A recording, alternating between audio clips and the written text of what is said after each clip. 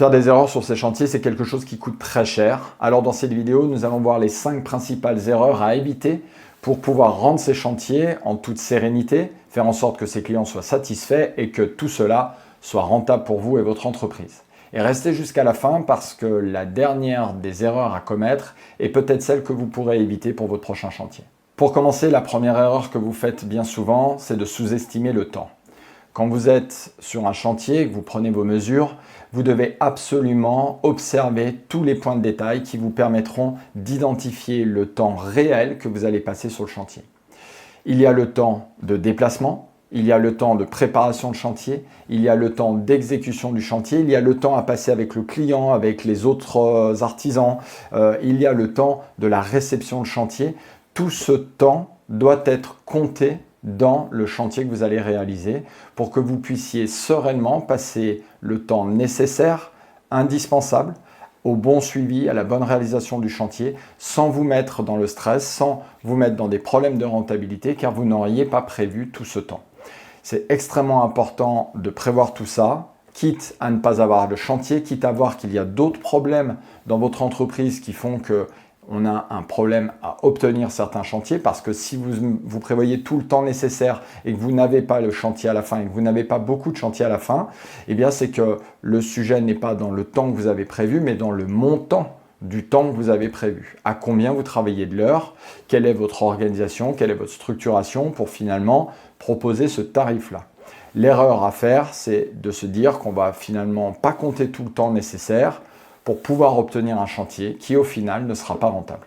Donc la première des erreurs à ne pas commettre, c'est de sous-estimer le temps que vous allez passer sur le chantier à organiser, traiter et suivre ce chantier et à ne pas planifier le temps que vous avez prévu. Je m'explique, on a certaines entreprises qui, dans le chiffrage, prévoient suffisamment de temps, le temps nécessaire à l'exécution et à la réalisation du chantier. Mais dans les plannings, puisqu'ils ont beaucoup de demandes, eh ben, ils se disent, bon, bah, allez, là, j'ai prévu 15 jours pour ce chantier-là, mais bon, je pense qu'on doit pouvoir le faire en 10, en 7, voilà. Et comme ça, on se retrouve avec des plannings qui sont complètement compressés.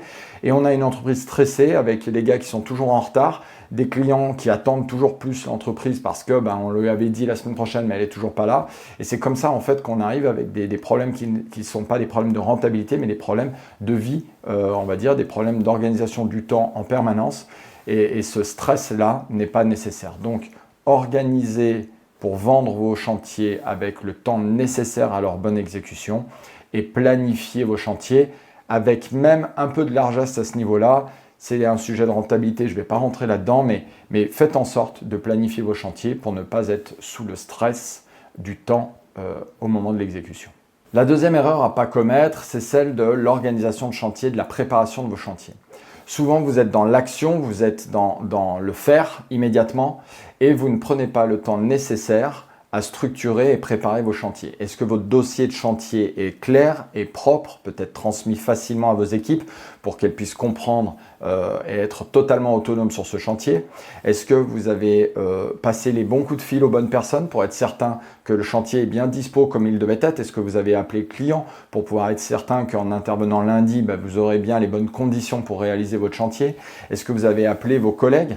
Admettons, vous êtes plaquiste. Combien de plaquistes se sont retrouvés sur un chantier pensant que le plombier et l'électricien étaient passés pour fermer les murs et qui au final constatent sur place que ça n'a pas été le cas. Ce qui fait que vous avez perdu l'aller, le retour, la journée, la planification, les nerfs à organiser tout ça.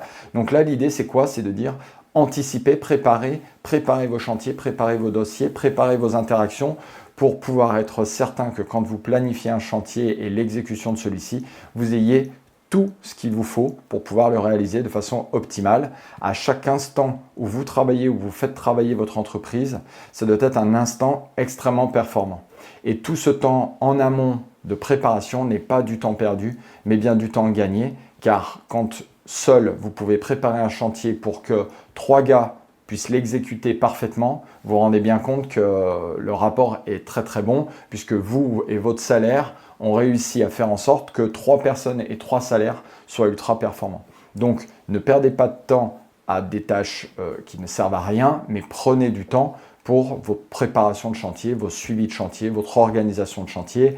Je pense pour ceux qui sont dans le gros œuvre, est-ce que vous avez préparé les zones de déchargement des matériaux quand vous faites livrer sur place pour pouvoir facilement tourner autour du chantier sans risque de tout casser ou de vous retrouver coincé par le matériel qui a été livré. Voilà, tous des détails comme ça qui vous permettent d'optimiser vos chantiers et de préparer et d'organiser correctement l'exécution de ceux-ci. Troisièmement, et c'est dans la continuité, nous allons parler des commandes fournisseurs. Combien d'entre vous se sont retrouvés coincés car ils n'avaient pas les matériaux ou matériels ou que les matériaux et matériels livrés n'étaient pas les bons et ainsi de suite. Il faut absolument que vous anticipiez vos commandes fournisseurs. Il y a même des modèles d'entreprise où à partir du moment où le devis est signé, quelle que soit la date d'exécution du chantier, la commande est passée quasiment dans la journée. Pourquoi on fait ça? Eh bien, on fait ça pour deux bonnes raisons. La première, c'est d'être certain que le matériel sera livré en temps et en heure sur le chantier, puisqu'on laisse le temps à nos fournisseurs d'eux-mêmes s'approvisionner dans ce besoin qu'on a. Et deuxièmement, ça nous permet aussi de verrouiller les prix à l'instant T. C'est-à-dire que vous n'êtes pas obligé d'acheter la commande de matériaux. Si vous avez un chantier qui est à réaliser dans 3 mois, vous pouvez très bien envoyer une commande à vos fournisseurs pour les prévenir que dans 3 mois, vous allez acheter du matériel pour que ceux-ci puissent finalement s'approvisionner, garder pour vous en stock le matériel et au moment où vous le faites livrer sur le chantier, il va vous être facturé. Vous, ça vous aura permis d'anticiper, ça vous aura permis aussi d'emmener un process dans votre entreprise pour que chaque devis signé devienne une commande fournisseur pour vous permettre comme ça de ne pas avoir de problème de livraison car avec suffisamment de temps, les fournisseurs, on ne va pas se mentir, livrent quand même les bons matériaux dans le bon timing. On a toujours la loi de Pareto 80-20, vous allez vous retrouver avec 80% du temps où tout ça se passera bien parce que tout aura été anticipé et puis on aura 20% de problèmes qui sont impondérables, voilà, sur lesquels c'est pas le bon matériel au dernier moment, le camion est tombé en panne, il y a eu une casse à un moment donné, admettons pour des menuiseries. Ça, vous n'y pouvez rien, personne n'y peut grand-chose. Ça va être votre capacité justement à être capable de structurer votre entreprise pour que vous ayez du temps pour gérer ces urgences, plutôt que d'être au quotidien en train de traiter plein de problèmes parce que vous n'avez pas anticipé certaines choses, dont la livraison et l'achat de vos fournitures. J'allais oublier, mais ça a son importance, prenez vraiment le temps de contrôler les livraisons, qu'elles soient à l'atelier ou sur le chantier. Vos fournisseurs ont reçu vos commandes, des fois très en amont, et vont livrer sur chantier ou à l'atelier. Il se peut qu'il n'y ait pas la totalité de ce qui est marqué sur le bon, il se peut qu'il n'y ait pas les bons matériaux ou bons matériels par rapport à ce que vous avez commandé. Et si vous ne prenez pas le temps de contrôler tout ça, c'est quand vous allez être sur le fait, sur le besoin d'utiliser ce matériel, que vous allez vous retrouver coincé avec un manque ou un matériel qui n'est pas le bon. Prendre un exemple pour l'avoir malheureusement vécu, on est sur les toits, on ne prend pas le temps de dire au fournisseur, d'aller contrôler la livraison du fournisseur sur la couverture, donc les tuiles sont posées sur le terrain, les gars font pas gaffe, personne ne fait gaffe, on laisse faire, et au moment de couvrir, les gars vont récupérer les tuiles et posent les tuiles sur le toit. Le soir, j'ai un appel du client qui me dit « Monsieur Buffet, super, vos gars ont vraiment très très bien bossé, par contre la tuile n'est pas de la bonne couleur ». Personne n'avait contrôlé quoi que ce soit. C'est-à-dire que le fournisseur s'était trompé dans la couleur de la tuile livrée, puisque notre bon de commande était le bon, mais mes gars n'avaient pas contrôlé le bon de l'entreprise avec la livraison du fournisseur et n'avaient pas contrôlé non plus, du reste, le devis avec la livraison du fournisseur. Ce qui fait qu'on s'est retrouvé à poser des tuiles de mauvaise couleur. Autant vous dire que le temps qu'on aurait perdu à contrôler la livraison face au temps qu'on a eu à passer à découvrir, attendre la nouvelle livraison et recouvrir, entre la location de la grue et tous les temps perdus, autant vous dire qu'on aurait bien fait de descendre contrôler. Depuis ce jour-là, ça nous a appris la vie, on va dire ça comme ça. Autant vous dire qu'on contrôle chaque livraison. Et donc l'idée, c'est de dire on est livré, on a commandé en avance, on est livré en avance, on est livré sur chantier, peu importe. Mais dans tous les cas, je prends le temps de contrôler ce qui m'est livré pour pouvoir être certain qu'au moment où j'en ai besoin, je vais pouvoir utiliser les bons matériaux et bons matériels sans perdre de temps. C'est toujours ça l'idée, d'être hyper performant avec ces gars et que chaque minute que vous avez et que vous pouvez facturer avec votre entreprise soit bien facturée au client. La quatrième erreur qui est souvent commise, c'est la négligence qu'on a vis-à-vis de la sécurité sur le chantier. Pour gagner un peu de temps, on va vouloir aller plus vite que la musique et ne pas forcément tout mettre en œuvre pour être en sécurité. Au lieu de monter un échafaudage de pied, je monte un échafaudage échelle taquet. Au lieu de monter des garde-corps, je ne les monte pas, je vais gagner du temps. Plutôt que de mettre en sécurité telle ou telle partie du chantier, je dis non mais j'en ai pas pour longtemps. Et ça c'est du quotidien, vous le savez aussi bien que moi, vous le savez probablement mieux que moi parce que vous êtes au quotidien sur le chantier. Et combien de fois vous êtes blessé, vous avez vu quelqu'un se blesser, vous avez eu un de vos salariés qui s'est blessé à cause d'une négligence sur la sécurité, tout ça pour gagner du temps. Au final, quand votre gars se retrouve en bas d'un échafaudage et que vous avez tout ça à gérer, si vous l'avez vécu, même si c'est des cas moins graves bien évidemment, vous savez très bien que vous allez passer plus de temps à gérer les problèmes que le temps que vous auriez passé à mettre en sécurité vos chantiers. Donc vous n'êtes pas immortel, vos gars ne sont pas immortels, on peut se tordre une cheville facilement, on peut se casser la gueule d'un escabeau facilement. Prenez le temps de mettre en sécurité vos chantiers, prenez le temps de déplacer votre échelle plutôt que de commencer à tendre le bras, ainsi de suite. Prenez le temps de faire les choses en sécurité. C'est du temps que vous allez gagner par rapport aux accidents, aux problèmes et à votre responsabilité par rapport à tout ça aussi. La cinquième erreur qui est souvent commise sur les chantiers, c'est les problèmes de communication. Oui, parce qu'on se dit qu'on a autre chose à faire qu'à informer les gens, quels qu'ils soient, parce qu'on est débordé, parce qu'on court partout, parce qu'on n'a pas le temps, parce qu'on ne veut pas se faire engueuler. Et donc on communique peu ou on communique mal. Sauf qu'en communiquant, en prenant ce temps de communiquer, au final déjà, il n'y a pas de conflit, ou beaucoup moins de conflits. Et en plus, on va au final gagner beaucoup de temps.